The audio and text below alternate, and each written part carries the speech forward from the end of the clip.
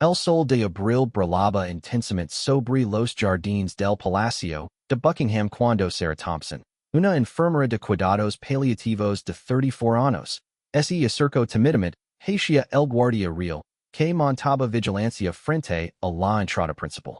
En sus brazos lavaba a Emma, su hija de 6 años, quien había estado luchando contra la leucemia durante los últimos 2 años de su corta vida. Emma había expresado un deseo muy específico durante una de sus sesiones de quimioterapia. Quería conocer a un soldado de la reina, antes de que fuera demasiado tarde. La pequeña, con su cabello rubio apenas comenzando a crecer después de meses de tratamiento, había visto fotografías de los guardias reales en un libro que le había regalado su abuela, y desde entonces había desarrollado una fascinación especial por estos protectores silenciosos de la monarquía británica. Sarah había intentado durante semanas organizar una visita especial, pero las regulaciones del palacio y la naturaleza ceremonial del trabajo de los guardias hacían que pareciera una misión imposible. Sin embargo, el deterioro en la condición de Emma había acelerado la urgencia de cumplir este último deseo, llevando a Sarah a tomar la decisión desesperada de acercarse directamente durante el cambio de guardia. El guardia en cuestión era el soldado James Mitchell, un veterano de 28 años del regimiento de granaderos galeses, quien había servido 2 tours en Afganistán antes de ser seleccionado para el prestigioso deber de proteger la residencia real.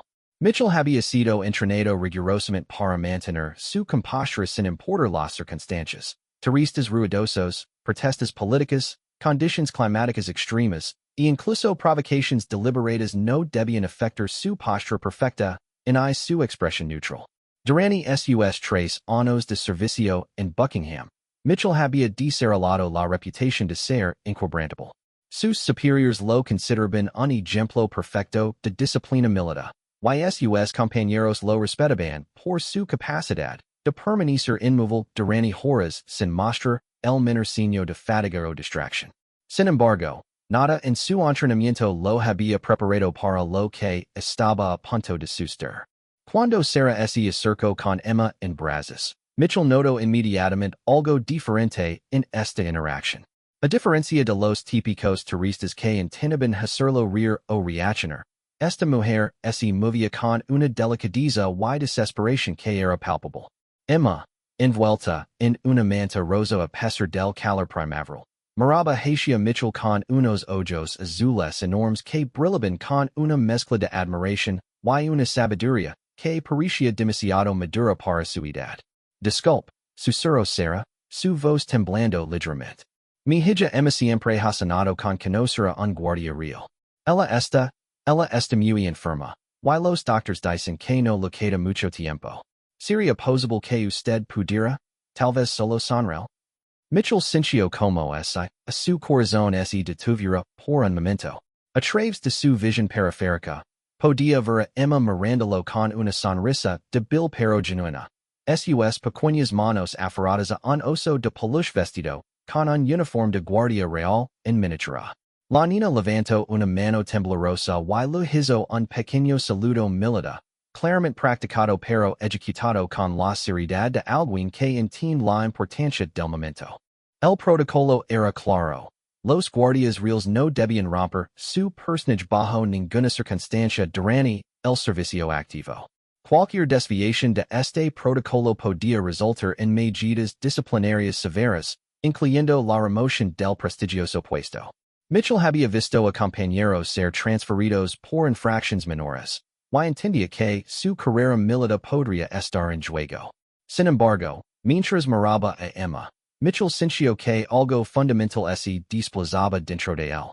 Esta no era una turista tratando de conseguir una fotografía divertida para las redes sociales, ni un periodista buscando una historia sensacionalista. Esta era una niña pequeña enfrentando su mortalidad con una valencia que humillaba a cualquier soldado veterano, y su último deseo era simplemente recibir un reconocimiento de alguien a quien admiraba. Los siguientes 30 segundos parecieron extenderse por una eternidad.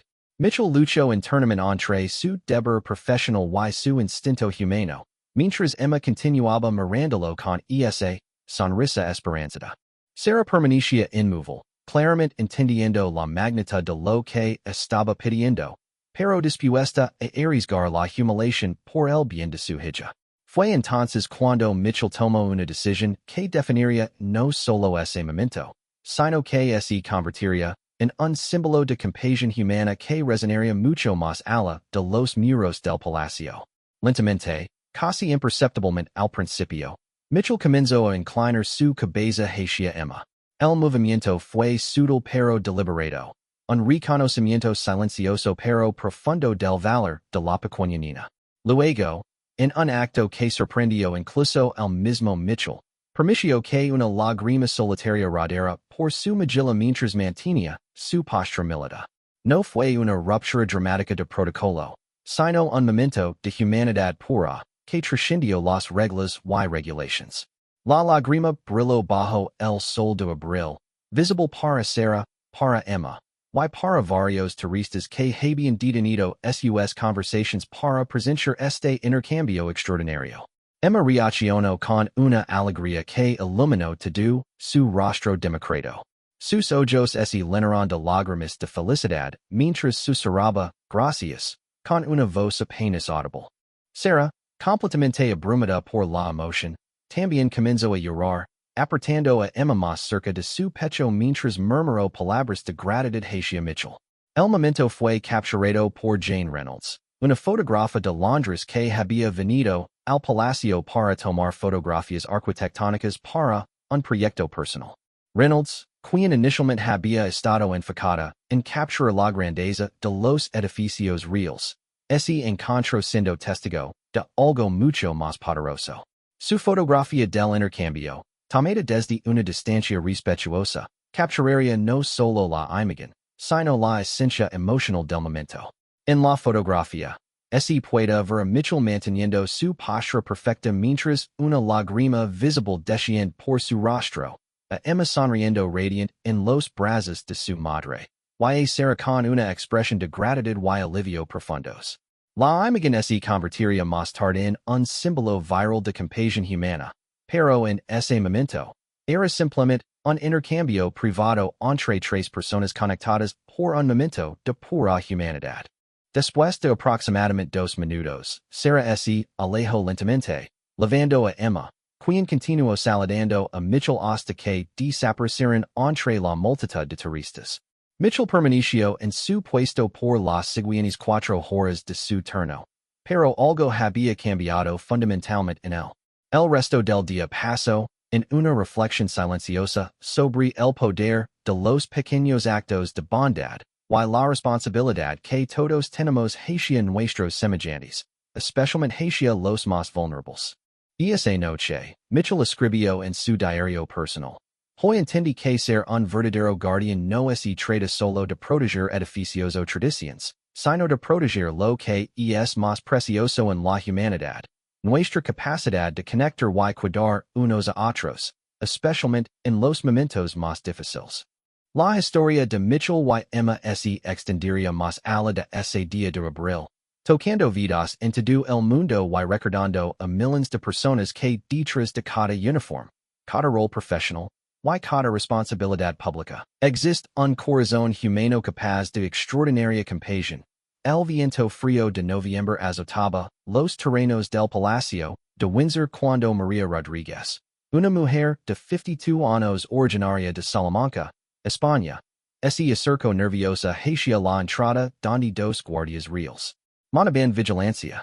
En sus manos temblorosas sostenía una fotografía enmarcada y una medalla militar que brillaba débilmente bajo la luz gris del atardecer. Su historia era una de perdida profunda, honor militar, y un viaje de miles de kilómetros impulsado por la necesidad de cumplir una promesa hecha a su hijo en su lecho de muerte. El soldado Diego Rodríguez había servido con distinción en el ejército español durante 15 años antes de unirse a una misión internacional de mantenimiento de paz en Afganistán. A los 29 años, Diego era considerado un ejemplo de valencia y dedicación por sus superiores, pero para María, simplemente era su hijo menor, El Niño que había crecido fascinado por las historias militares, y que siempre había sonado con visitar Inglaterra para ver a los famosos guardias reales. Durante su última licencia antes del despliegue fatal en Afganistán, Diego había hecho dos promesas a su madre, que regresaría sano y salvo, y que juntos viajarían a Londres para cumplir su sueño de la infancia, de ver el cambio de guardia en persona. Mama, lo había dicho mientras empacaba su equipo. Cuando regres, tú y yo iremos a Londres. Quiero ver esos guardias inmóviles y intentar hacerlos sonreír, como hacen todos los turistas en YouTube. Trágicamente, Diego nunca regresó de esa misión.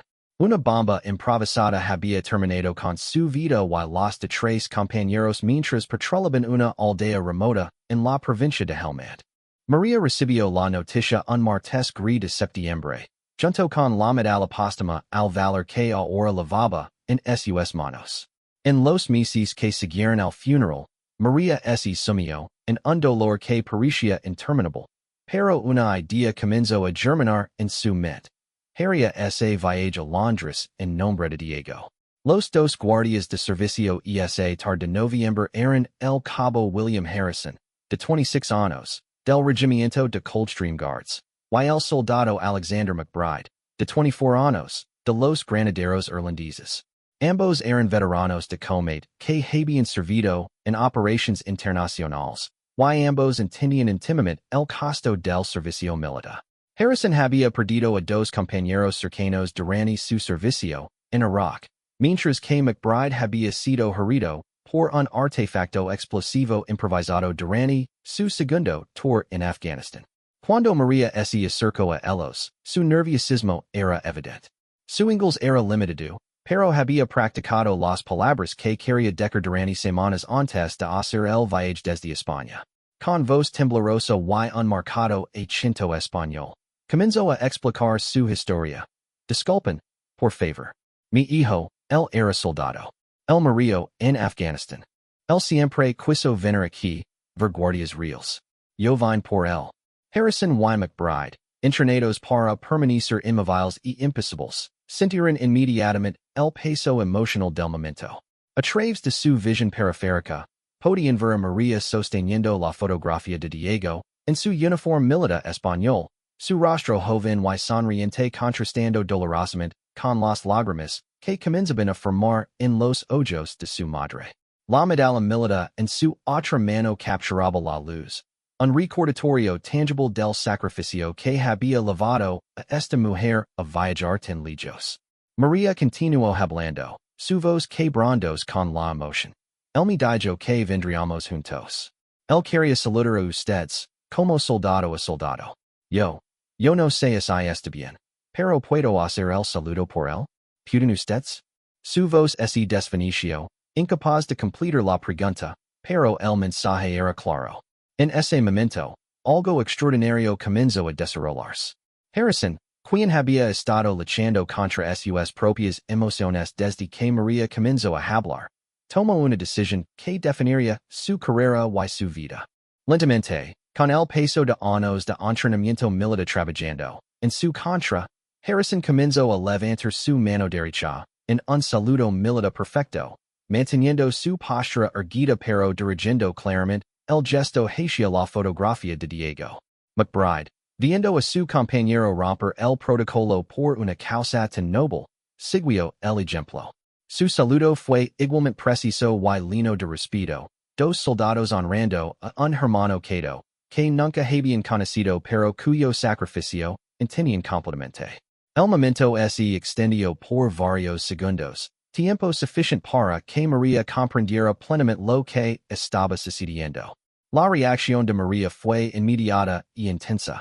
Sus piernas casi cedieron bajo el peso emocional del momento mientras sostenía la fotografía de Diego hacia los guardias, como si estuviera presentando a su hijo para el saludo, que siempre había sonado recibir. Las lágrimas corrían libremente por sus mejillas mientras susurraba, gracias, en español y inglés, su voz apenas audible pero cargada de una gratitud profunda. Un pequeño grupo de turistas había comenzado a reunirse alrededor, Inicialmente confundidos por la ruptura del protocolo habitual, pero rapidamente comprendiendo que estaban presenciando algo profundamente significativo. Entre ellos estaba Robert Chun, un veterano de la Guerra de Corea de visita desde Canadá, con su familia. Chun, ahora de 78 años, había servido como soldado de infantería durante algunos de los combates más intensos de esa guerra, y entendía inmediatamente el significado de lo que estaba presenciando. Eso no es solo un saludo, murmuró Chun a su nieto, quien había estado grabando el momento en su teléfono. Eso es el reconocimiento de una hermandad que traición nacionalidades, regimientos, y incluso la muerte. Ese es el saludo que todo soldado quedó morís. Después de lo que pareció una eternidad pero probablemente fueron solo 30 segundos, Harrison y McBride bajaron sus saludos simultáneamente, regresando a su postura de atención. Sin embargo, el impacto del momento continuó resonando. María se acercó más, sosteniendo la medalla de Diego hacia los guardias, y con voz quebrada, explicó. Esta era su medalla. Él la habría corrido que ustedes la vieran. En ese punto, Harrison hizo algo que sorprendió incluso a sus superiores cuando más tarde revisaron las grabaciones de seguridad del incidente. Manteniendo su postura militar pero inclinando ligeramente su cabeza, Harrison asintió con respeto hacia la medalla, un reconocimiento silencioso del valor de Diego y del sacrificio de María. El momento fue interrumpido por la llegada del sargento mayor Thompson, quien había sido alertado por otros guardias sobre el desarrollo inusual en la entrada. Thompson, un veterano de 20 años de servicio, se acercó con la intención de restaurar el protocolo normal. Pero cuando María le explicó la situación en su inglés entrecortado, y cuando vio la medalla militar y la fotografía de Diego, su expresión se suavizó considerablemente. En lugar de reprender a sus soldados, Thompson tomó una decisión que demostraría por qué había sido promovido a su posición de liderazgo. Señora, dijo con voz llana pero clara, en nombre del regimiento y en honor a su hijo, quiero que sepa que su sacrificio no será olvidado. Los soldados que han servido con honor, sin importar su nacionalidad, son parte de una familia que traiciona fronteras.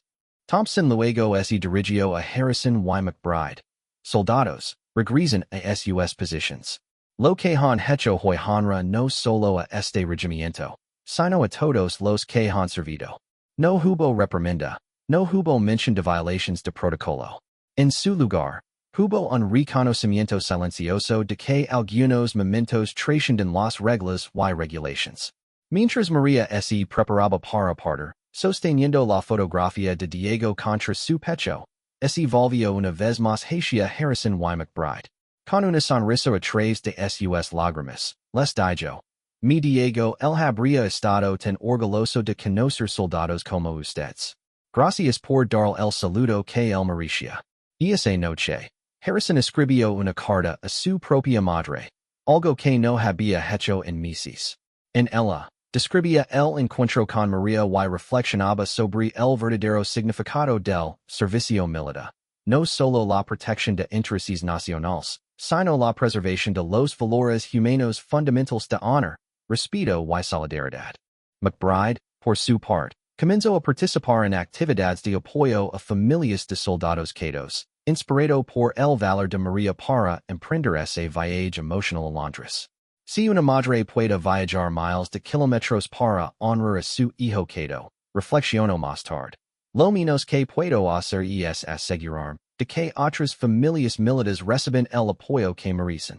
La historia de María, Diego, y los guardias reales que rompieron el protocolo para honrar a un hermano caído se extendería más allá de ese día de noviembre, convirtiéndose en un recordatorio poderoso de que el verdadero honor militar no se encuentra solo en la adherencia ciega a las reglas, sino en el reconocimiento de nuestra humanidad compartida y en el respeto por aquellos que han dado todo en servicio de otros. La lluvia ligera de octubre creaba un manto gris sobre el castillo de Windsor. Cuando Eleanor Watson, de 89 años, se acercó lentamente hacia el guardia real, que montaba vigilancia cerca de la entrada principal.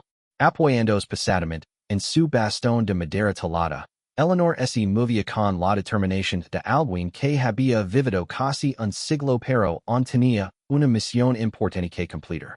En su bolso desgastado llevaba una carta amarillenta y una pequeña caja de terciopelo que contenían los últimos vestigios de una historia de amor que había durado más de 70 años. El guardia en servicio era el soldado Thomas Bradley, de 32 años, del regimiento de Grenadier Guards, quien había estado en su puesto por apenas una hora cuando notó a la anciana acercándose con obvias dificultades para caminar. Bradley, un veterano de 8 años de servicio que había completado 3 tours en diferentes zonas de conflicto, había desarrollado una reputación de ser particularmente compasivo con los visitantes mayores, aunque siempre mantenía el protocolo estricto requerido para su posición. Eleanor había viajado desde un pequeño pueblo en Yorkshire, un viaje de más de 4 horas que había requerido la ayuda de su nieta para organizarlo. Su historia comenzaba en 1952, cuando tenía apenas 19 años y trabajaba como secretaria en una oficina gubernamental en Londres. Fue durante ese año que conoció a Albert Watson, un joven soldado de la Guardia Real que había sido seleccionado para servir en el Palacio de Buckingham durante la coronación de la reina Isabel II. Albert y Eleanor se habían conocido en un baile organizado para personal militar y civil, y su romance había florecido a pesar de las restricciones estrictas sobre las interacciones sociales de los guardias reales. Durante meses, se encontraban secretamente en parques y cafés, construyendo una relación baida, en conversaciones profundas sobre sus sueños, mitos y esperanzas para el futuro. La propuesta de matrimonio de Albert había sido tan única como romántica. Durante su último día de servicio antes de ser transferido a un regimiento regular, Albert había logrado deslizar una nota y un anillo de compromiso en el bolso de Eleanor mientras ella visitaba el palacio para entregar documentos oficiales. La nota, escrita en la letra cuidadosa de Albert, decía: Mi querida Eleanor, he pasado meses manteniéndome inmóvil frente a reyes y reinas, pero mi corazón nunca ha estado inmóvil cuando pienso en ti. Mi harías el honor de ser mi esposa. Su matrimonio en 1953 había sido una celebración modesta pero llena de alegría. Y juntos habían construido una vida hermosa en Yorkshire, criando 3 hijos y disfrutando de más de 60 años de matrimonio feliz.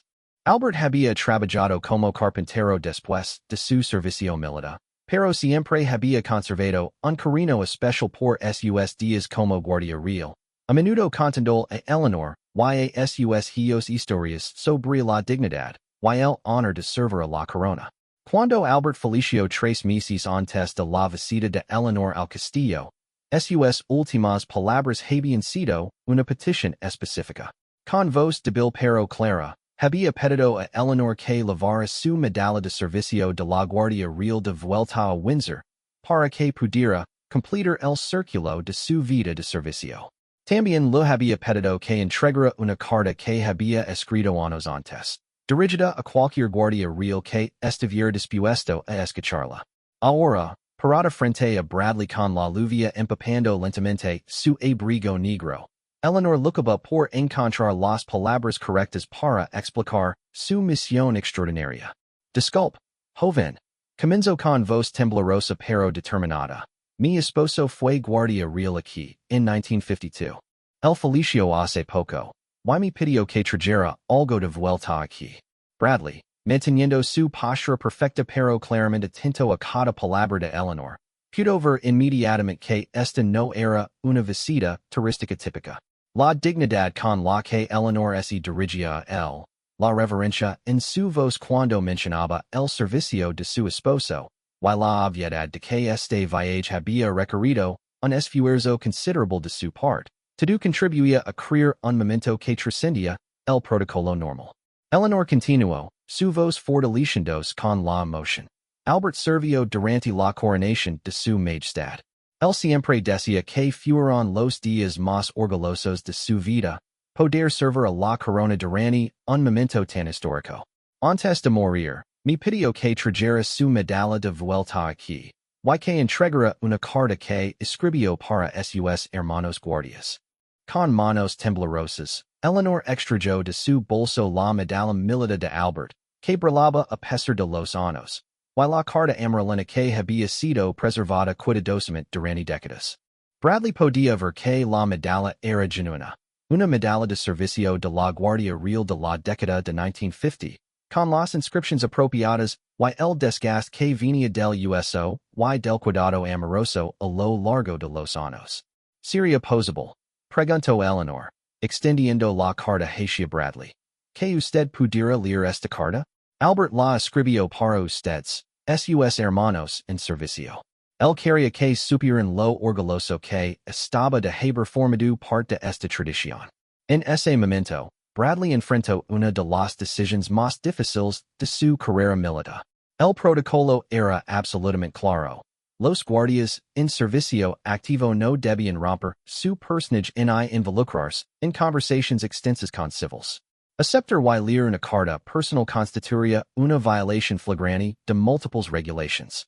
Sin embargo, mirando a Eleanor, con sus ojos llenos de lágrimas pero también de esperanza, Bradley sintió que recazar su petición sería una traición no solo a él y a la memoria de Albert, sino a los valores fundamentals de honor y respeto que supuestamente representaba. Después de una pausa que pareció durar una eternidad, Bradley hizo algo extraordinario. Manteniendo su postura militar pero moviendo solo su mano derecha, aceptó la carta de Eleanor. Con movimientos deliberados y respetuosos, desplegó el papel amarillento y comenzó a leer en silencio.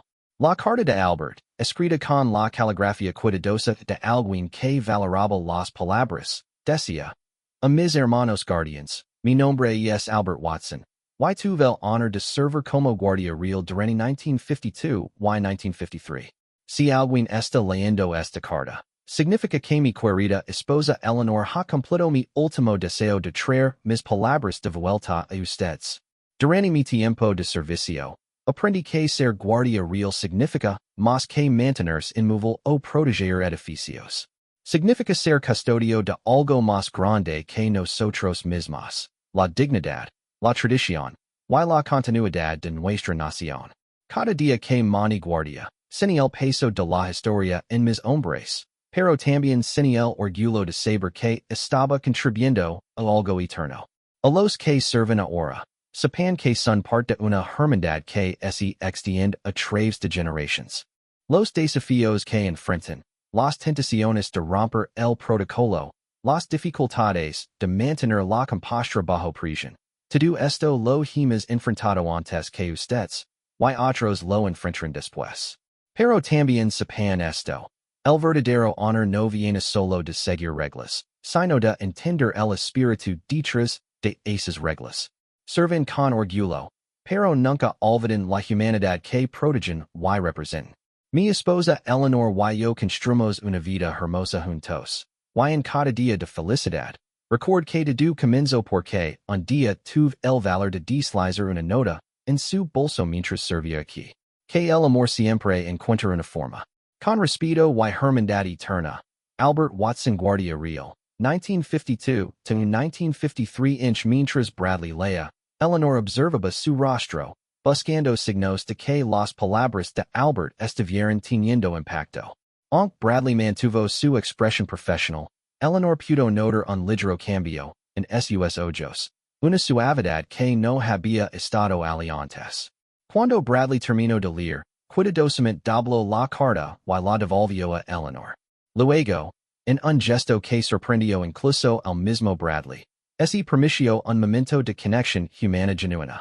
Viendo ligeramente su mirada para encontrar los ojos de Eleanor, asintió con respeto profundo y murmuró, apenas audible: El mensaje ha sido recibido, señora Watson. Albert habría estado orgulloso de usted hoy. Eleanor, abrumada por la emoción, comenzó a llorar silenciosamente. Gracias, susurró. Esto es exactamente lo que él habría querido. Saber que sus palabras llegaron a ustedes, que su servicio sigue siendo recordado y honrado. En ese momento, algo inesperado ocurrió. Una ráfaga de viento movió las nubes, Permitiendo que un rayo de sol iluminara exactamente el lugar donde Eleanor y Bradley estaban parados. Eleanor tomó esto como una señal de Albert, y con una sonrisa a través de sus lágrimas, colocó la medalla milita de Albert en el pequeño saliente de piedra cerca de donde Bradley estaba parado. Albert quería que esto regresara aquí, explicó Eleanor. No para siempre, solo por un momento, para que pudiera sentir que había completado su círculo de servicio. Bradley, manteniendo su posición, observó la medalla brillar bajo el sol inesperado. Durante los siguientes 10 minutos, hasta que Eleanor se preparó para partir, Bradley se convirtió no solo en guardia del castillo, sino en guardián de la memoria de Albert y testigo del amor extraordinario que Eleanor había demostrado al hacer este viaje. Cuando Eleanor finalmente se despidió, recogiendo la medalla de Albert y guardándola cuidadosamente en su bolso, Bradley sintió que había participado en algo mucho más significativo que su deber diario. Había sido parte de una ceremonia no oficial pero profundamente meaningful que conectaba generaciones de servicio, amor y dedicación. Esa noche, Bradley escribió en su diario personal: Hoy entendí que nuestro servicio no termina cuando dejamos el uniforme. Continúa en las vidas que tocamos, en el ejemplo que establecimos, y en las memorias que creamos para aquellos que nos aman. Albert Watson sirvió hace 70 años, pero su servicio vivió hoy a través del amor de su esposa y la continuación de nuestra tradición. La historia de Eleanor, Albert y Bradley se convirtió en un recordatorio poderoso de que el verdadero legado del servicio militar no se encuentra en medallas o ceremonias oficiales, sino en los momentos pequeños pero profundos de conexión humana que trascienden el tiempo y conectan corazones a través de las generaciones de el sol de diciembre brillaba débilmente a través de las nubes gris sobre el palacio de Buckingham cuando Michael Stevens, de 41 años, se acercó nerviosamente hacia el guardia. Real que montaba vigilancia cerca de la famosa entrada. Michael, un profesor de historia de Manchester, lavaba consigo más que el simple deseo turístico de ver el cambio de guardia. Portaba el peso de un trauma personal devastador y la esperanza desesperada de encontrar algún tipo de redención en un lugar que representaba estabilidad y continuidad en un mundo que se había vuelto caótico para él. 6 meses antes, Michael había perdido a su esposa Rebecca y a su hijo de 8 años, Joshua, en un accidente automovilístico causado por un conductor ebrio. En un momento, la vida perfecta que había construido durante 15 años se había desvanecido, dejándolo sumido en una depresión tan profunda que había considerado terminar con todo. Rebecca había sido profesora de educación especial. Una mujer, cuya compasión infinita había tocado las vidas de cientos de niños con necesidades especiales. Joshua había sido un niño brillante y lleno de vida, obsesionado con la historia militar británica y los guardias reales en particular. Durante los meses que siguieron al funeral, Michael había luchado no solo con el dolor abrumador de la pérdida, sino también con una ira profunda hacia el mundo, hacia Dios, y hacia sí mismo por haber sobrevivido cuando ellos no lo hicieron. Había dejado de enseñar, había evitado a amigos y familiares, y había pasado días enteros en cama, incapaz de encontrar razón alguna para continuar viviendo. Fue el descubrimiento de una carta que Joshua había escrito para Santa Claus el año anterior lo que finalmente motivó a Michael a hacer este viaje a Londres. En la carta, escrita con la caligrafía cuidadosa de un niño de 8 años, Joshua había pedido no juguetes videojuegos, sino visitar a los guardias reales con Papa para Navidad, porque Papa dice que son los soldados más valientes del mundo, y quiero ser como ellos cuando crezca. El guardia en servicio esa mañana de diciembre era el sargento David Richardson, de 35 años, del regimiento de Scots Guards, quien había servido con distinción durante 12 años, incluyendo múltiples despliegues en Afganistán y Irak. Richardson había visto suficient muerte y sufrimiento durante su carrera militar para reconocer inmediatamente el dolor profundo en los ojos de Michael cuando se acercó. Michael había iniciado lo que iba a decar durante todo el vuelo desde Manchester, pero ahora, parado frente a Richardson, las palabras parecen inadecuadas para expresar la complejidad de su situación emocional. Disculpe, comienzo con vos ronca por la emoción. Mi hijo siempre quiso venir aquí. El marido hace 6 meses junto con mi esposa.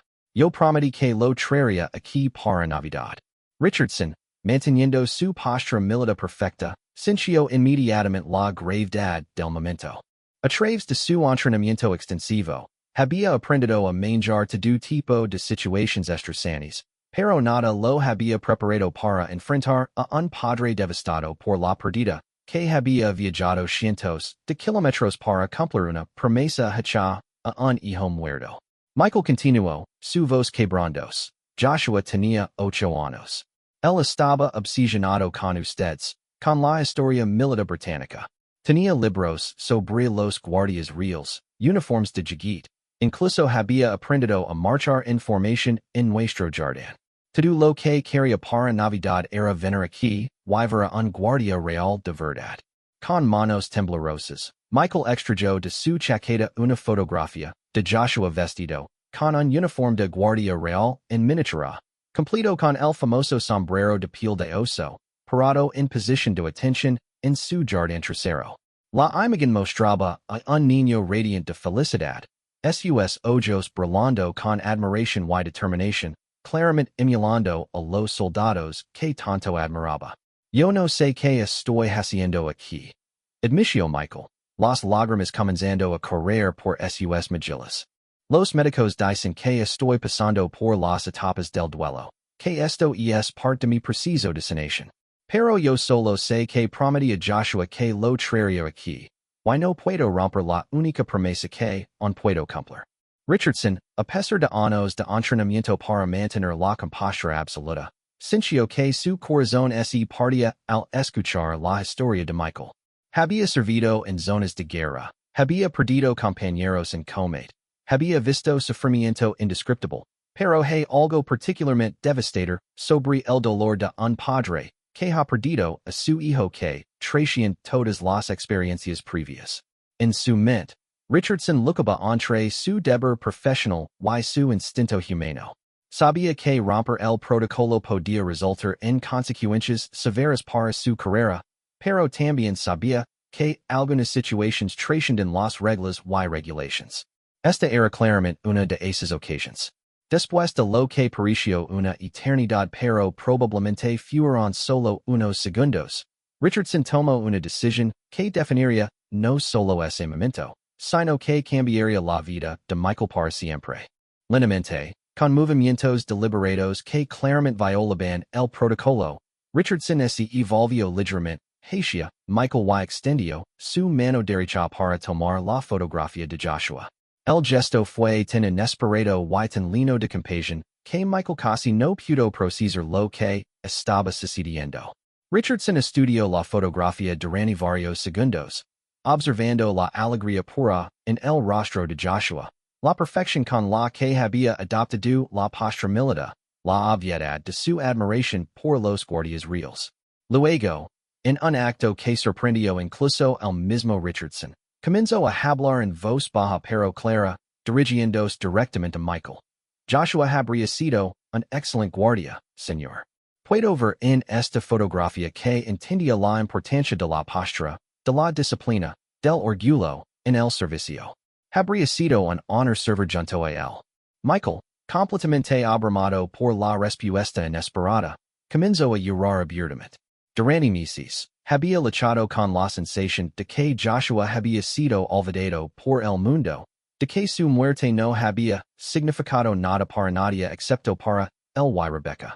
Escuchar a este guardia real reconocer las cualidades especiales de Joshua, validar sus sueños y aspirations, era más sanador de lo que cualquier terapia había logrado.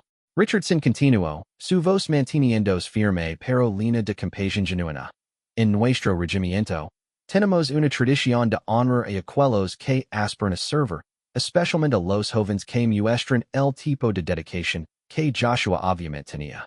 Con su permiso, me gustaría hacer algo. Sin esperar respuesta, Richardson adoptó una postura de atención perfecta y, dirigiéndose hacia la fotografía, de Joshua que, tenía, en sus manos, ejecutó un saludo militar impecable.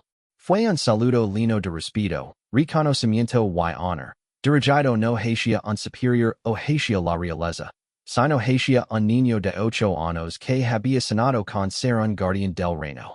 El impacto en Michael fue inmediato y intenso. Por primera vez desde el accidente, sintió algo además del dolor abrumador que había dominado su existencia. Sintió una conexión, una validación de que la vida y los sueños de Joshua habían tenido significado, de que su hijo había sido visto y honrado por alguien que representaba exactamente lo que Joshua había aspirado a ser. Gracias, susurró Michael, apenas capaz de hablar. No tiene idea de lo que esto significa para mí. Joshua habría estado tan emocionado de saber que un guardia real verdadero lo saludó. Richardson, devolviendo la fotografía a Michael con el mismo cuidado con el que managería una reliquia preciosa, respondió. Joshua sigue viviendo, en su memoria, Señor Stevens. Y cada vez que alguien como él inspira a otros a servir con honor y dedicación, su legado continúa. Eso es más poderoso que la muerte. En ese momento, varios turistas que habían estado observando el intercambio comenzaron a aplaudir espontáneamente, claramente conmovidos por lo que habían presenciado. Entre ellos estaba Margaret Thompson, una enfermera jubilada de 67 años que había perdido a su propio nieto en un accidente similar 2 años antes.